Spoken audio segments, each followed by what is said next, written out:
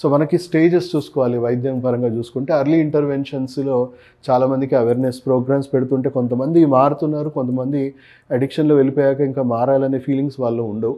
So out patient సర్వీస్లో పేషెంట్స్ని కలుస్తూ ఉంటాం. సో మెజారిటీ మనం చూసుకుంటే మన ట్రీట్మెంట్కి అవుట్ పేషెంట్లోనే 95% పేషెంట్స్కి అవుట్ పేషెంట్లోనే అయిపోతుంది. వేరేస్ ఇంగ్లీష్ మెడిసిన్లో ఒక 30-40% అవుట్ పేషెంట్లో జరుగుతుంది treatment.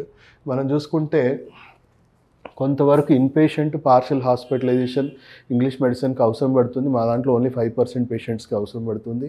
And residential inpatient services దాదాపు అవసరం లేదు మన వైద్యంలో. And medically managed intensive cases అనేది మన దాంట్లో అవసరమే లేదు. మనం ఈ స్టేజ్లోనే అందరినీ క్లియర్ చేసేసుకోవచ్చు. ఆల్మోస్ట్ చూసుకుంటే మన దగ్గరకు వచ్చే పేషెంట్స్లో 80% పేషెంట్స్ వాళ్ళు హాస్పిటల్కి రావడానికి సిద్ధంగా ఉండరు. వాళ్ళు ఎలాంటి వైద్యానికి కూడా కోఆపరేట్ చేయరు. విపరీతమైన ఈగోయిస్టిక్గా పర్సనాలిటీస్ ఉంటాయి.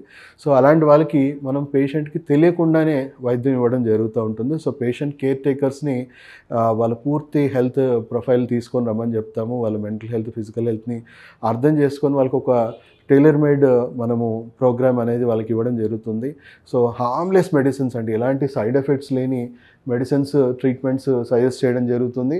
సో ఇలాంటి మంచి ఆరోగ్యకరమైన ఔషధ మొక్కలు ఏవైతే శాస్త్రీయంగా నిరూపితమైన ఆ మొక్కలవి పదార్థాలు ఇస్తాం. అనుకోకుండా ఇంట్లో చిన్నపిల్లలు తిన్నా ఏం కాదు, పెద్దవాళ్ళు తిన్నా ఏం కాదు.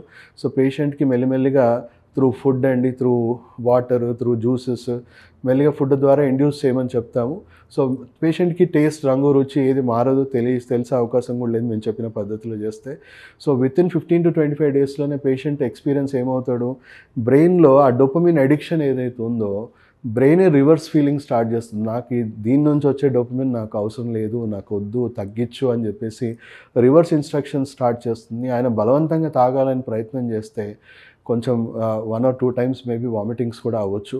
తర్వాత అప్పటి నుంచి బ్రెయిన్ మార్పు అనేది స్టార్ట్ అవుతుంది. సో బ్రెయిన్లో ఎలాంటి మార్పు స్టార్ట్ అవుతుందంటే 1 to 4 months లోపే ఫస్ట్ మంత్లోనే 50% కంట్రోల్ వచ్చేస్తుంది, second month 70%, third month 90%, fourth మంత్లో కంప్లీట్ డీ అడిక్షన్ అంటే ఫిజికల్గా వాళ్ళు దాని నుంచి ఆ మత్తు పదార్థం నుంచి కంట్రోల్కి వచ్చేస్తారు.